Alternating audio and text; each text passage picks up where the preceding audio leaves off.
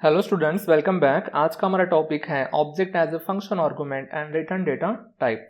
तो चलो इसका डेमोस्ट्रेशन देखते हैं। सबसे पहले हम एक क्लास बनाते हैं। क्लास का नाम सिंपल रखते हैं नंबर, और इसमें एक प्राइवेट वेरिएबल डिक्लेयर कर देते हैं जैसे कि इंटीजर a, और पब्लिक में दो फंक्शन डिक्लेयर और डिफाइन कर देते हैं। जैसे कि पहला फंक्शन है हमारा गेट डेटा। आप इससे अच्छे से फैमिलियर है गेट डेटा क्या करता है, और मैं इसकी डेफिनेशन लिखने की शुरुआत करता हूँ। आपको पता है आप यहाँ पे एक मैसेज लिख सकते हैं, एंटर एनी इंटीजर नंबर, और सीन करके आप a में इसे स्टोर कर सकते हैं। या फिर हम ऐसा भी तो कर सकते हैं ना, इस ब्रैकेट के अंदर मैं इंटीजर n लिख सकता हूँ। तो आपको समझता है इससे क्या होता है। अब इस फंक्शन को कॉल करने के लिए आपको एक वैल्यू पास करनी पड़ेगी, तभी जाके वो वैल्यू n में कॉपी होंगी। देन इसके अंदर आपको इसके साथ जो करना है वो आप कर सकते हैं। तो हम क्या करेंगे, यूजर ने जो वैल्यू भेजी है वो हम कहाँ पे स्टोर करेंगे, इस a में स्टोर करेंगे। तो ये इनडायरेक्ट मेथड है वैल्यू रीड करने की, और आपको इसके बारे में भी आइडिया है। मैं एग्जांपल यहाँ पे इसलिए ले रहा हूँ कि ताकि आपको एक आइडिया आ जाए फिर से कि आर्गुमेंट यानी क्या होता है। जो मैंने यहाँ पे हाईलाइट किया है इसे आर्गुमेंट बोलते हैं। तो ये नॉर्मल इंटीजर वेरिएबल है एज अ आर्गुमेंट। हमारे टॉपिक का नाम क्या है guys, object as a function argument, यानी कि इसके जगह पे कोई ऑब्जेक्ट रहेगा। ऑफ कोर्स ये इस क्लास का रह सकता है या फिर दूसरे क्लास का भी रह सकता है, और इसी टॉपिक को हमें आज पढ़ना है। तो मैंने यहाँ पे ऐसी वैल्यू रीड कर ली गाइस, और उसके बाद हम इसे डिस्प्ले कर देते हैं। तो उसके लिए हमारा अगेन फेमस फंक्शन जिसका नाम है डिस्प्ले, और आप यहाँ पे बस इसे डिस्प्ले कर दो। तो मैंने एक मैसेज लिखा है नंबर इज इक्वल टू, और a की वैल्यू मैं यहाँ पे डिस्प्ले कर दूंगा। अगर आपको लगता है कि सर ने यहाँ पे n लिखना चाहिए गाइस, तो नहीं, इतना तो अभी आपको समझ में आना चाहिए। ये जो n है ये गेट डेटा का लोकल वेरिएबल है। इसका जो स्कोप है गाइज वो लिमिटेड है गेट डेटा को, भले ही वो एक ही क्लास में है बट डिस्प्ले उसे यूज नहीं कर सकता है। इतना टॉपिक आपके ध्यान में रहना चाहिए। तो बन गया मेरा क्लास। अगर किसी ने पूछा ये क्या करता है क्लास, तो आपका सेम जवाब रहेगा कि क्लास एक नंबर रीड करता है और इसे डिस्प्ले करता है। तो अगेन गाइज अब आते हैं मेन की तरफ, और आपको पता है इस प्रोग्राम को आपको अब कॉल करना है, और कॉल करना है तो आपको मेन की जरूरत यहाँ पे पड़ती है। और आपको क्या बनाने पड़ते हैं, इस क्लास के ऑब्जेक्ट बनाने पड़ते हैं। तो मैंने नंबर लिखा और n1 लिखा, और थोड़ा सा रिवीजन की इससे होता क्या है गाइज वो आपको समझना है। अब देखो मुझे गेट डेटा को कॉल करना है, तो हम क्या लिखेंगे, n1 dot gate data. Okay, तो क्या मैं ऐसा ही लिख के छोड़ दूं क्या गाइज, नहीं ना, ऐसा अब नहीं लिख सकते ना। क्यों नहीं लिख सकते हैं सब, क्योंकि यहाँ पे देखो एक आर्गुमेंट है, यानी कि आपको यहाँ पे क्या पास करना है गाइज, आपको यहाँ पे अब एक इंटीजर नंबर पास करना है। तो अब रही बात कि आप यहाँ पे एक नया वेरिएबल लेके यूजर से वैल्यू मांग के आप वहां पे भेज सकते हैं, या फिर डायरेक्ट आप ऐसा भी लिख सकते हैं। मैंने डायरेक्ट वैल्यू लिख दी 10, ये इंटीजर वैल्यू है, और वो वैल्यू यहाँ पे चली जाएंगी। तो उसका भी डेमोस्ट्रेशन देख लेते हैं कि यहाँ पे होता क्या है गाइस। देखो जैसे ही हमने यहाँ से ये फंक्शन को कॉल किया, हम पहुंचे यहाँ पे, और जो 10 है ना गाइज वो देखो कहाँ पे स्टोर हुआ है, n में स्टोर हुआ है।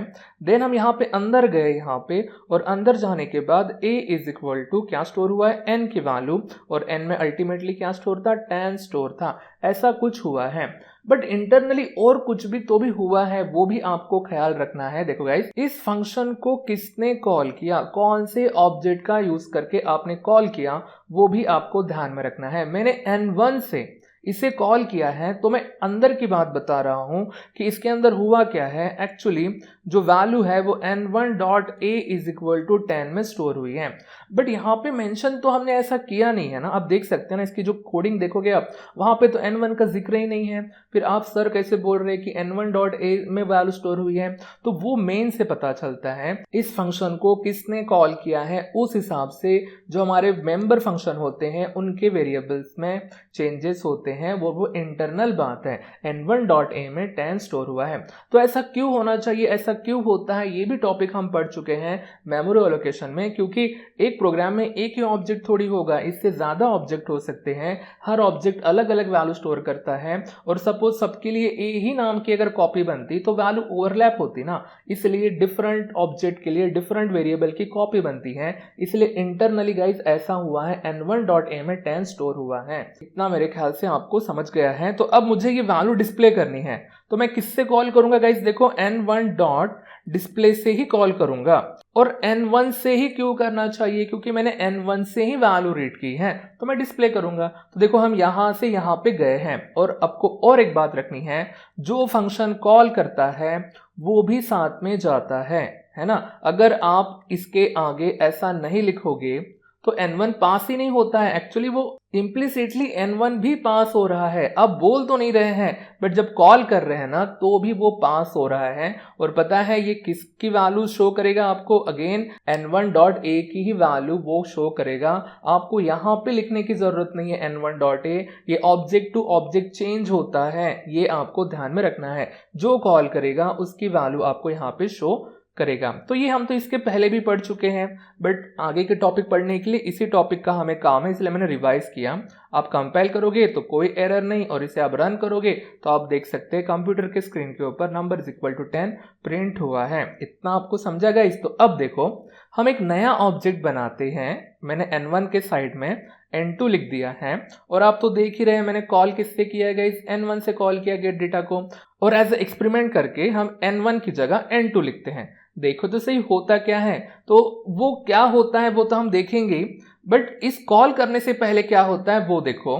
आपने n2 से कॉल किया है तो उसने डिस्प्ले फंक्शन को कॉल किया है, तो मुझे अब बताओ ये a के सामने ऑटोमेटिकली कौन लग जाएगा गाइस, क्या लग जाएगा, n2 लग जाएगा ना। तो डिस्प्ले नाम का फंक्शन n2.a की वैल्यू डिस्प्ले करेगा। बट आप देख सकते हैं ना ये फंक्शन कॉल होने से पहले n2 ने गेट डेटा को कॉल किया है क्या, नहीं। आप बोलेंगे किया है ना, अरे नहीं, पर वो n1 ने किया है। ओके, n1 के लिए अलग वैल्यू स्टोर होती है, n2 के लिए अलग होती है। अगर आप इसे कंपाइल करते हैं तो कोई एरर नहीं गाइस। ओके, कंप्यूटर को वो थोड़ी समझता है कि आपने क्या किया है, कंप्यूटर बस इतना चेक करता है कि सिंटैक्स प्रॉपर तरीके से लिखे गए हैं या नहीं। कंप्यूटर इन द सेंस मुझे कंपाइलर कहना है, अगर मैं कंप्यूटर भी बोलूँ तो भी मेरा कहना कंपाइलर ही है।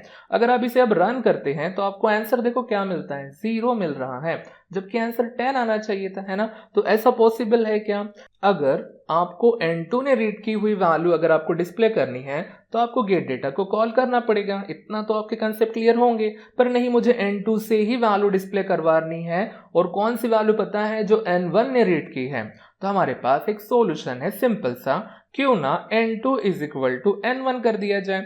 इससे क्या होता है आपको ये भी समझना है, हम ऐसा फर्स्ट टाइम करके देख रहे हैं गाइस। n2 = n1 किया है, तो इससे क्या होता है, ये हमारे दो नॉर्मल वेरिएबल जैसे ही है, जैसे इंटीजर x और y है, और आप x = y कर दो तो y में जो है वो किस में कॉपी हो जाएगा, x में कॉपी हो जाएगा ना। सेम थिंग यहाँ पे भी हो गई है, बस ये नॉर्मल वेरिएबल नहीं है बल्कि ऑब्जेक्ट है। तो ऑब्जेक्ट क्या करता है गाइस, ऑब्जेक्ट फंक्शन को कॉल करता है, डिफरेंट वैल्यू रीड करता है, और उसमें चेंजेस होते हैं। तो देखो यहाँ पे क्या हुआ है, n1 ने जो अब तक किया है, मतलब ये स्टेप होने से पहले n1 ने एक वैल्यू रीड की है, तो वो वैल्यू कहाँ पे स्टोर हो गई है, n2 में भी स्टोर हो गई है। मैं सिर्फ n1.a की बात नहीं कर रहा हूं, अगर ऊपर के प्रोग्राम में 10 वैल्यू रीड करना होता उसमें तो वो 10 की 10 वैल्यू भी कहाँ पे कॉपी हो जाती, n2 में कॉपी हो जाती। मुझे आपको कंफ्यूज नहीं करना है, इसलिए मैं बस सिंपल सेंटेंस में बताता हूँ। n1 ने जो वैल्यू रीड की है वो कहाँ पे कॉपी हो गई है, n2 में कॉपी हो गई है। तो n1 ने 10 वैल्यू रीड की थी ना गाइस, अब n2 में भी ऑटोमेटिकली, मैं इंटरनली बता रहा हूँ आपको, यहाँ पे हो क्या रहा है पता है। अब ये जो हमारी प्रॉपर्टी है n1.a वाली जिसमें 10 स्टोर था, वो ऑटोमेटिकली अब इसमें भी कॉपी हो गई है। मैं वन ऑफ द वैल्यू बता रहा हूं, अगर वहां पे 2 वैल्यू होती तो भी ऐसा ही कुछ होता। और अगर अब आप अभी n2 डॉट डिस्प्ले करते हैं तो एक्चुअली फिर अब n2.a में भी क्या स्टोर हो गया, 10 स्टोर हो गया है। यानी अल्टीमेटली n1 ने जो वैल्यू रीड की है अब वो n2 भी डिस्प्ले कर सकता है। तो इसे आप कंपाइल करो, आपको कोई एरर नहीं मिलेगा, और जैसे ही रन करोगे आप देख सकते हैं कि यहाँ पे 10 मिला है। इवन आप अगर यहाँ पे चेंजेस करते हैं, 10 की जगह 15 करते हैं, तो भी आपको आंसर यहाँ पे मिलेगा। तो ये टॉपिक भी आपको समझा होगा कि एक ऑब्जेक्ट की वैल्यू दूसरे ऑब्जेक्ट में आप क्या कर सकते हैं, कॉपी कर सकते हैं।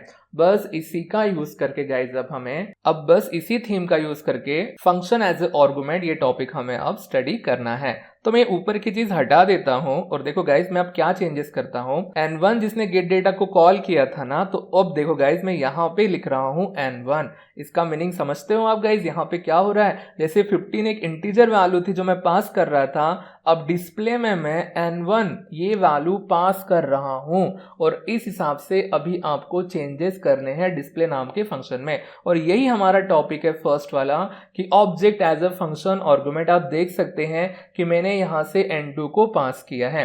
तो जैसे आपने यहाँ पे 15 को पास किया था, तो उसे कैच करने वाला एक इंटीजर वेरिएबल था। तो देखो ना, अब आपको यहाँ पे क्या करना पड़ेगा, वहां से एक ऑब्जेक्ट पास हो रहा है तो उसे हैंडल करने वाला भी यहाँ पे ऑब्जेक्ट होना चाहिए। देखो मैंने यहाँ पे नंबर x लिखा है, आप बोलेंगे सर हमें नहीं समझा। तो देखो गाइस, इसे आप इससे कंपेयर करो, जैसे इंटीजर एक डेटा टाइप है, नंबर भी एक डेटा टाइप है, n जैसे एक वेरिएबल है, वैसे ही यहाँ पे x हमारा एक ऑब्जेक्ट है। और इससे क्या हो रहा है पहले तो वो समझो। यहाँ से आपने जो n1 पास किया है वो n1 किस में कॉपी हो गया, x में कॉपी हो गया। और अगेन ये हमारा वेरी फर्स्ट टॉपिक है ऐसा वाला, तो मैं x की जगह n1 ही लिखता हूं ताकि समझने में आसानी हो। अब देखो गाइस, ये n1 और ये n1 डिफरेंट है, वो क्लास का है तो ये मेन का है, बस इतना समझो कि ये n1 यहाँ पे कॉपी हो गया है। तो देखो इंटरनली क्या हुआ है, ये जो n1 था इज इक्वल टू n1 हो गया है। ओके, इस n1 की वैल्यू इस n1 में कॉपी हो गई है। और जब कॉपी होती है तो मैंने आपको ऑलरेडी थोड़ी देर पहले बताया है, जो भी उसने कुछ भी काम किए होंगे अर्लियर ये कॉलिंग से पहले, मेन में जो हमारा n1 है उसकी जो भी पूरी जो प्रॉपर्टी थी, जैसे कि उसने इस फंक्शन को कॉल किया था, इसके बाद 15 वैल्यू रीड की थी, तो वो सब प्रॉपर्टी अब इस n1 में कॉपी हो गई है। मैंने आपको पहले ही बोला है n1 की जगह आप दूसरा वेरिएबल भी ले सकते हैं, और बस ज़्यादा चेंजेस हम करते नहीं और इसे कंपाइल करते हैं। तो कंपाइल करने के बाद देखो कोई एरर तो नहीं है गाइस, बट आप देखो यहाँ पे एक वार्निंग है, parameter n is never used. ये जो हम आर्गुमेंट की बात कर रहे हैं ना n1, वहां से हमने पास किया, यहाँ पे कॉपी हो गया।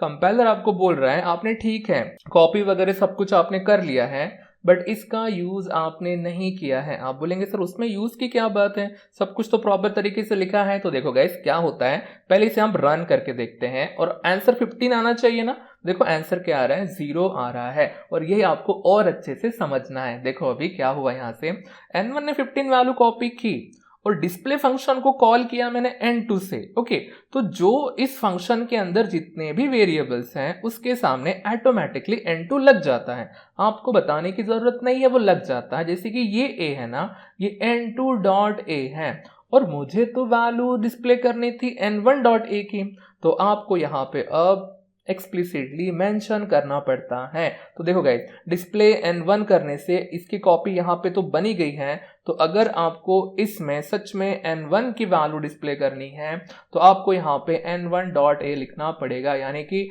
यहाँ से आपने जो ऑब्जेक्ट भेजा है वो यहाँ पे कॉपी हो गया है और उसके अंदर जो a है वो डिस्प्ले करना है। मुझे n1 डॉट a लिखने की क्यों नौबत आई है गाइस, क्योंकि मैंने कॉल किया है n2 से।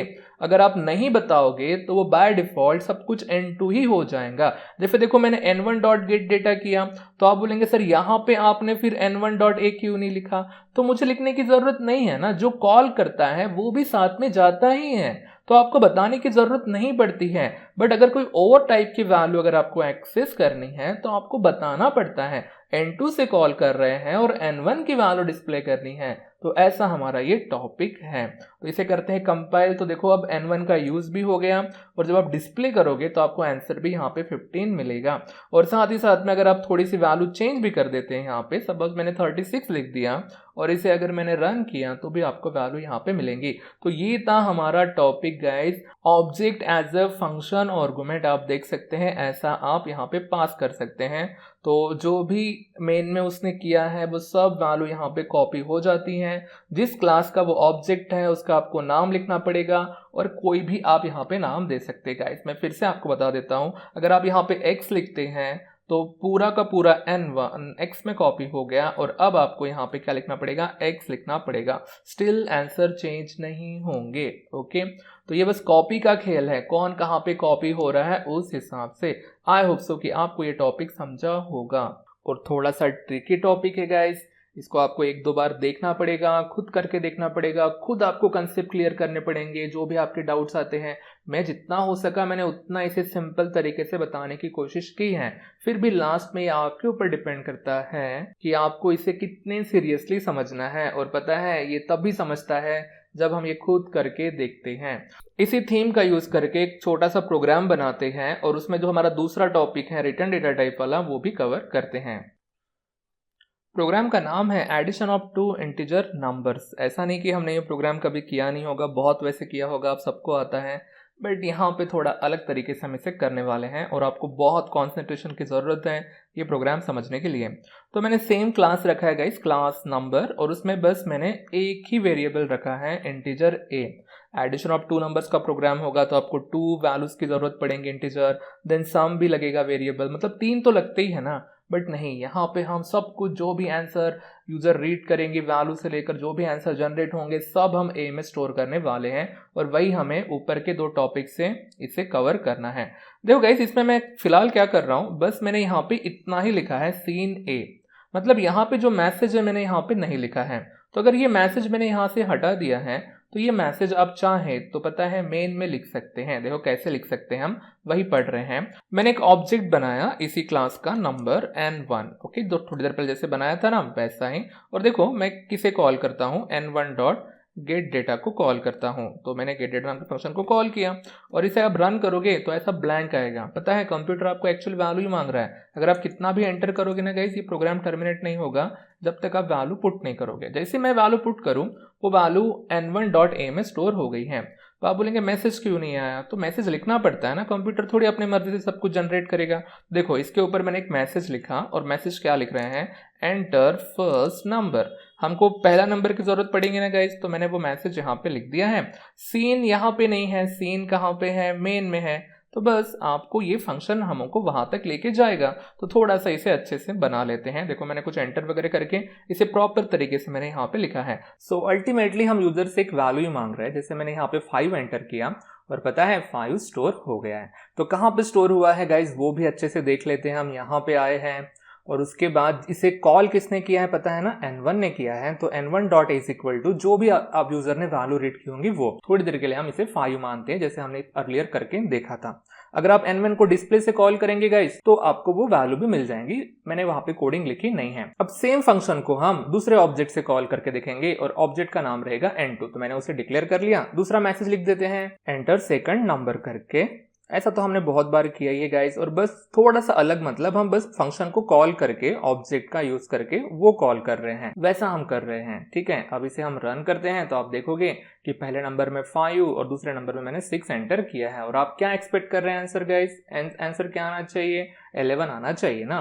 तो अब इससे क्या हुआ पहले तो हम वो देख लेते हैं। जब आप n2 से कॉल करोगे तो कॉल सेम फंक्शन में जाएगा और इस बार n2.a ये इंटरनली होता है, आपको ऐसा मेंशन करने की जरूरत नहीं है अंदर क्या हो रहा है, मैं आपको वो बता रहा हूँ। तो पहले a n1 से रिलेटेड हुआ, अब a ये n2 से रिलेटेड है, और अब मैं इन 2 नंबर के एडिशन करना चाहता हूँ। तो आप बोलेंगे सर कितना सिंपल है, बस इस मेन में चले जाओ और क्या करो, n1 प्लस n2 कर दो और सेमीकोलन दे दो यहाँ पे, और इसके आगे लिख दो इंटीजर सम करके, और प्रोग्राम हमारा खत्म। देखो अब इसे हम अगर कंपाइल करें, देखो गाइस एक वार्निंग भी है और एरर भी है। वार्निंग के ऊपर फिलहाल ध्यान देना नहीं है, एरर के ऊपर ध्यान दो। देखो क्या है, इलीगल स्ट्रक्चर ऑपरेशन, मतलब ये चीज अलाउड नहीं है। ये जो मैं कर रहा हूं ना यहाँ पे, ये अलाउड नहीं है, इट्स अ इलीगल स्ट्रक्चर। और अगर आपको ये करना है तो हमें आगे के बहुत आगे के टॉपिक पढ़ने पड़ेंगे जिसे बोलते हैं ऑपरेटर ओवरलोडिंग। ये वर्क नहीं करता है। आप बोलेंगे क्यों नहीं करता है, ये कोई नॉर्मल वेरिएबल थोड़ी है, इंटीजर रियल नंबर जिसका एडिशन हो जाए। ये ऑब्जेक्ट है गाइस, ऑब्जेक्ट में एक ही वैल्यू नहीं, multiple value multiple function assign रहते हैं, वो ऐसे कैसे यहाँ पे एडिशन हो जाए, है क्या नहीं। तो ये मेन में तो पॉसिबल नहीं है। तो क्या ये चीज फिर किसी फंक्शन से की जा सकती है, ऑफ कोर्स की जा सकती है, और वही तो हम करके देखने वाले हैं। क्यों ना ऐसा किया जाए, ऐड नाम का एक फंक्शन बनाया जाए और उसके अंदर ये ऑब्जेक्ट भेजे जाए n1, n2। ऐसा हमने फंक्शन से भी प्रोग्राम करके देखा होगा नॉर्मल वेरिएबल के लिए। बस अब इस फंक्शन के अंदर क्या कर रहे हैं, ऑब्जेक्ट पास कर रहे हैं। तो यही हमारा पहला टॉपिक आज का, कि object as a function argument. अब रही बात, अब ऑब्जेक्ट तो पास कर लोगे बट जो हमारी वैल्यू स्टोर है वो प्राइवेट में स्टोर है। तो क्या ऐड नाम का कोई इंडिपेंडेंट फंक्शन इनकी एडिशन कर पाएगा क्या? ऑफ कोर्स नहीं कर पाएगा। जो प्राइवेट डेटा मेंबर्स होते हैं वो क्लास के बाहर एक्सेस नहीं हो सकते हैं। तो ऐड क्या होना चाहिए गाइज, इसी क्लास का फंक्शन होना चाहिए। देखो फिर मैं क्या करता हूं, एक फंक्शन बनाता हूं ऐड करके, ओके, और उसके अंदर 2 वैल्यू आने वाली हैं, वो तो हम करेंगे ही। सबसे पहले तो ऐड कुछ वैल्यू वापस कर रहा है क्या वो देखते हैं। देखो गाइज ऐड वैल्यू वापस करेगा और वो देखो कहाँ पे स्टोर होंगी, इंटीजर सम में स्टोर होंगी। तो अल्टीमेटली ऐड का जो रिटर्न डेटा टाइप रहेगा, यानी कि जो आंसर जो वापस करने वाला है उसका टाइप इंटीजर रहेगा। इतना आपको समझना चाहिए। और अब देखो फंक्शन को कैसे डेवलप करते हैं। उसके यहाँ पे आप देख सकते हैं n1 लिखा है, तो वो पास होके यहीं पे कॉपी होना चाहिए ना। तो देखो मैं यहाँ पे क्या लिखता हूँ, नंबर n1, यानी कि वहां का n1 इस ऐड नाम के n1 में कॉपी हो जाएगा। और n2 कहाँ पे कॉपी हो जाएगा गाइस, n2 में कॉपी होगा। अगेन आप चाहे तो n1 और n2 की जगह अलग वेरिएबल लिख सकते हैं, बस कंफ्यूजन नहीं होना चाहिए, इसलिए मैं यहाँ पे लिख रहा हूँ।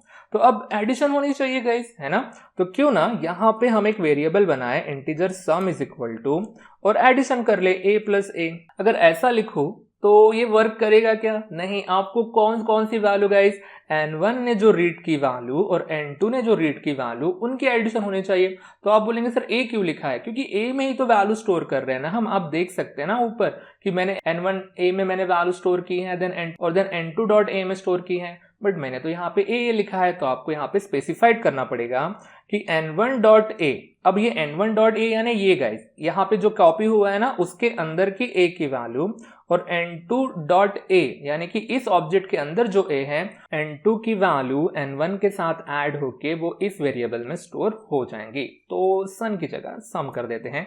तो जो भी आंसर होगा इन दो नंबर के एडिशन होके सम में स्टोर हो गया। तो क्या आंसर यहीं पे डिस्प्ले करना है, कर भी सकते हैं, बट आपने यहाँ पे मेंशन किया है ना कि ये फंक्शन एक वैल्यू रिटर्न करता है। तो जो आपने मेंशन किया है उसे आप यहाँ से क्या कर दो गाइस, रिटर्न कर दो। तो इसे किसने कॉल किया था, तो मेन में से इसको कॉल आया था और देखो यहाँ से कॉलिंग हुई थी। तो जो भी आंसर होगा इस सम में जाके स्टोर हो जाएगा। तो अगर आपको आंसर डिस्प्ले करना है तो बस यहाँ पे आप मैसेज लिख दो, फिर C out sum is equal to, आप बस सम के सामने सम की वैल्यू प्रिंट कर दो और देखते हैं कंपाइल करके। एक छोटा सा ट्विस्ट अभी भी बाकी है, तो चलो चेक करते हैं। जैसे ही आप कंपाइल करोगे यहाँ पे एक एरर आया है, और एरर अच्छे से पढ़ना गाइस। क्या लिखा है, function add should have a prototype. Computer बोल रहा है आपने सब कुछ किया, मान लेता हूं मैं, बट मुझे ऐड क्या है ये तो बताओ। क्यों कंप्यूटर को ऐड क्यों नहीं समझा। देखो यहाँ पे मैंने ऐड को ऐसे ही कॉल किया है, और जबकि ऐड हमारा एक मेंबर फंक्शन है नंबर नाम के क्लास का। अगर आपको ऐड का एक्सेस चाहिए तो उसे आपको ऑब्जेक्ट का यूज करके ही कॉल करना पड़ेगा। तो अब रही बात, यहाँ पे दो ऑब्जेक्ट हैं, तो पता है आप चाहे तो n1 का यूज करके या फिर n2 का यूज करके इसे कॉल कर सकते हैं, तब जाके हमारा प्रोग्राम कंपाइल होगा अच्छे से और रन भी होगा। एज अ यूजर एक्सपीरियंस कुछ भी चेंज नहीं है। वो 5 एंटर करेगा, 6 एंटर करेगा और उसे आंसर मिल जाएगा। उसे नहीं पता कि अंदर क्या चल रहा है, उसे बस एडिशन ऑफ 2 नंबर से मतलब है। तो यही तो होता है प्रोग्राम डेवलपमेंट। यूजर को कोई आइडिया नहीं कि प्रोग्रामर का कितना एफर्ट लग रहा है प्रोग्राम डेवलप करने के लिए, उसे बस आउटपुट से मतलब है। देखो गाइज, ये प्रोग्राम अभी भी जितना एक्यूरेट होना चाहिए उतना एक्यूरेट नहीं है। इसमें अगेन डेवलपमेंट के बहुत चांसेस है, और वही मुझे आपको बताने हैं। देखो गाइज, यहाँ पे होता क्या है, मैंने आपको पहले ही बताया है। जो इसे कॉल करता है फंक्शन को, मैंने n1 को कॉल किया तो बराबर n1 भी उसके साथ पास हुआ है। मैंने यहाँ पे n2 से कॉल किया गेट डेटा को, तो n2 भी पास हुआ है। तो आपको ब्रैकेट में थोड़ी n1 n2 लिखना पड़ता है। वैसे ही जब आपने ऐड को कॉल किया है, तो ऐड को किसने कॉल किया गाइज, n1 ने किया है ना। तो n1 ऑटोमेटिकली उसके साथ गया ही है, तो उसको फिर से भेजने की यहाँ पे क्या जरूरत थी, है क्या नहीं गाइज। तो इसीलिए आपको इसकी कॉपी भेजने की जरूरत ही नहीं है, आपको जस्ट n2 भेजो। और अब देखो इसे पढ़ के ये थोड़ा सा एक्यूरेट होने लगा है कि जो फंक्शन को कॉल करता है वो तो साथ में गया ही है, और साथ में आपने एक्सक्लूसिवली n2 को भी भेजा है क्या नहीं। तो दोनों भी गए हैं, तो अब जाके ये एक्यूरेट बनते जा रहा है। अगर मैं यहाँ से एक ही वैल्यू पास करूँ n2 की, तो मुझे n1 की जरूरत है क्या गाइज, यहाँ पे बिल्कुल आपको जरूरत नहीं है। तो मैंने देखो यहाँ से क्या कम कर दिया, n1 कम कर दिया। जब n1 ही आपने कम कर दिया तो a के सामने n1 लगाने की जरूरत है क्या, नहीं। बट a के सामने n2 लगाना है क्या, यस लगाना है, क्योंकि वो बाहर से आ रहा है। तो आप बोलेंगे अगेन सर a के सामने n1 कंप्यूटर कैसे समझेगा। वही पॉइंट हमारा जो चल रहा है, जो कॉल करता है n1 ने कॉल किया है ना, तो उस फंक्शन के अंदर गाइस जितने भी वेरिएबल होंगे उसके सामने क्या लगेगा पता है, n1 लगेगा, दैट्स इट। n2 तो बाहर से आ रहा है, तो अल्टीमेटली ये n1 डॉट a ही है। तो इसमें 5 है, इसमें 6 है, और आंसर सम में स्टोर हो गया और उसे वापस भेज दिया। तो इसे अगर हम कंपाइल करते हैं तो अगेन कोई एरर नहीं, और अगर इसे हम रन करते हैं तो भी सेम यूजर एक्सपीरियंस यूजर को मिलेगा, same answer same. Again user को कुछ आइडिया नहीं है कि अंदर क्या प्रोग्राम में कितने सारे मॉडिफिकेशन हुए हैं। तो आई होप सो कि आपको इतना समझा हो कि ये आर्गुमेंट वगैरह कैसे काम करते हैं। ओके गाइज, और इसी प्रोग्राम में एक छोटा सा मॉडिफिकेशन करके हमारा लास्ट टॉपिक कंप्लीट कर देते हैं। टॉपिक का नाम है object as a return data type. हमारे पास ऑलरेडी एक प्रोग्राम बनाई है, इसमें ही मैं आपको चेंजेस करके बता देता हूं। देखो गाइज, मेन में आए हम, क्यों ना ऐसा भी तो प्रोग्राम हो सकता था ना गाइज कि N2 लिखा है यहाँ पे, इसके साइड में कॉमा लिखे मैं N3 लिख दूं। तो मैंने यहाँ पे बनाया है क्या गाइज, मैंने एक नया सा ऑब्जेक्ट बनाया है। सब कुछ ठीक है, यहाँ पे नंबर रीड करना, पहला नंबर दूसरा नंबर और एडिशन करना भी सब कुछ ठीक है। क्यों ना ये जो हमने सम लिखा है ना, इसके जगह पे अगर मैं N3 लिखूं तो गाइज, अगर मैं यहाँ पे N3 लिखूं तो इसका मीनिंग समझ पा रहे हो आप क्या हो रहा है कि ये जो फंक्शन है ऐड नाम का, इसके अंदर एक ऑब्जेक्ट तो आ रहा है, बट जो भी कैलकुलेशन कर रहा है एज ए रिटर्न, वो ऑब्जेक्ट करने वाला है। अब तक इंटीजर कर रहा था वो आंसर वापस, अब करने वाला है ऑब्जेक्ट। तो देखो हम मेन में आते हैं और यहाँ पे जो इंटीजर लिखा है गाइस, इसके जगह पे अब हम लिख देते हैं नंबर। और ये टॉपिक आपको अच्छे से समझना है। देखो ये बहुत ट्रिकी हो सकता है। यहाँ पे ये जो नंबर है ये रिटर्न डेटा टाइप है, यहाँ पे ये डिक्लेरेशन में यूज किया डेटा टाइप है। अगेन अगर ये इसको मैं बाहर निकालू गाइज एक्सप्लेन करने के लिए, तो अगेन इस नंबर के सामने नंबर लग जाएगा, ओके, और वो रहेगा हमारे क्लास का नाम। तो उस टॉपिक के ऊपर हम नेक्स्ट क्लास में जाते हैं। बट देखो यहाँ पे क्या हो रहा है, अब ये रिटर्न सम नहीं करेगा गाइस, ये कुछ और करेगा, और वही तो हमें अब देखना है। देखो ये वापस करता है एक ऑब्जेक्ट, तो क्यों ना यहाँ पे एक ऑब्जेक्ट बनाया जाए। तो मैंने नंबर N3 लिखा है ताकि आप कंफ्यूज ना हो, और वहां पे भी N3 है, यहाँ पे भी N3 है, थोड़ा सा मैच होना चाहिए। तो N3 में भी तो ऑटोमेटिक A आ गया ना गाइस। तो देखो अब हम क्या कर रहे हैं, N3.A is equal to A plus N2.A। समझ रहे हो क्या हो रहा है, ये A हमारा N1 वाला है, 5 समझ लो, ये 6 है समझ लो, और जो 11 आंसर आ रहा है वो N3 के A में जाके स्टोर हो रहा है। ओके, बस आपको इसे वापस कर देना है। डिस्प्ले कर सकते हैं यहाँ पे, बट आप पूरा का पूरा ऑब्जेक्ट वापस करो। तो N3 ने जो भी किया है, तो N3 ने किया ही क्या है गाइस, एडिशन की है। तो ये N3 मेन में आके इस N3 में क्या हो जाएगा, कॉपी हो जाएगा। ठीक है, अब क्या करते हैं, सम नाम का तो वेरिएबल रहा नहीं है, तो इसे हम यहाँ पे हटा देते हैं और डिस्प्ले नाम के फंक्शन को कॉल करते हैं। तो डिस्प्ले नाम का फंक्शन हमारे लिए पता है क्या करेगा, ए की वैल्यू डिस्प्ले करेगा, दैट्स इट। तो ए की वैल्यू मैंने डिस्प्ले की नहीं है, तो चलो इसे कर देते हैं। डिस्प्ले नाम का फंक्शन हमारा बनाया है, बस जस्ट सी आउट लिख दो यहाँ पे, सी आउट, और आप ए की वैल्यू डिस्प्ले कर दो। तो ये ए की वैल्यू कौन सी डिस्प्ले होंगी, इसे जो कॉल करेगा वो। N1 ने कॉल किया तो N1.A, N2 ने कॉल किया तो N2.A, और अब तो इसे N3 डॉट कॉल कर रहा है ना, तो N3.A की वैल्यू डिस्प्ले होंगी। और N3.A में क्या स्टोर है गाइस, अल्टीमेटली यहाँ पे सम स्टोर है, तो आपको वापस में वही मिलेगा। अगर आप इसे फिर से कंपाइल करते हैं कोई एरर नहीं, और जैसे इसे रन करते हैं तो देखो 5 and 6 11 as a user experience कुछ चेंज हुआ क्या गाइज, नहीं, बट प्रोग्राम में देखो कितने सारे डेवलपमेंट हुए हैं। तो ऐसे रहते हैं हमारे ये प्रोग्राम। और ये जो हमारा टॉपिक है ना गाइज, यही तो है object as a return data type. इसने एक ऑब्जेक्ट वापस किया, इसलिए मैंने यहाँ पे ऐसा कुछ यहाँ पे लिखा है, क्लास का नाम यहाँ पे लिखा है। तो थोड़े से टॉपिक ट्रिकी हो सकते हैं, आगे भी बहुत सारे टॉपिक इसी थीम के ऊपर जुड़े हैं, इसलिए मैंने एक ही प्रोग्राम लिया है आज। जितना हो सके उतना मैंने आपके पॉइंट क्लियर करने की कोशिश किए हैं। फिर भी अगर आपको डाउट आते हैं तो आपको वीडियो लेक्चर रिपीट देखने पड़ेंगे, ये समझने के लिए आपको ऑब्जेक्ट ओरिएंटेड प्रोग्रामिंग कैसे काम करती है, यानी प्रीवियस लेक्चर्स आपको अच्छे से आने चाहिए, आपको थोड़ा बहुत नॉलेज होना चाहिए, तभी ये टॉपिक समझ सकते हैं। ओके गाइस, आगे के टॉपिक और थोड़े थोड़े हार्ड होते जाएंगे। अगर आपको इसके साथ अच्छे से बना रहना है, आपको पूरे टॉपिक समझने हैं, तो आपको प्रैक्टिस शुरू कर देनी चाहिए। ओके, आगे नहीं मिलेगा इतना टाइम, अभी आपके पास बहुत सारा टाइम है, तो इसकी जरूर प्रैक्टिस करो। और कुछ भी डाउट अगर अराइज होते हैं तो आप फ्रैंकली कमेंट में मुझे पूछ सकते हैं। तो नेक्स्ट क्लास में हम पता है गाइज इसी थीम का यूज करके एक नया प्रोग्राम बनाएंगे, और प्रोग्राम का नाम है addition of 2 complex number. Okay, तो आप मैथ के स्टूडेंट हैं, आपको कॉम्प्लेक्स नंबर के बारे में पता है, तो आज नहीं के थोड़ा सा कॉम्प्लेक्स नंबर के बारे में पढ़ो, एडिशन कैसे करते हैं वो देखो। हम इसी प्रोग्राम में एडिशन करके देखेंगे कॉम्प्लेक्स नंबर की। तो गाइज मिलते हैं नेक्स्ट क्लास में नए टॉपिक के साथ, तब तक के लिए goodbye, thank you guys.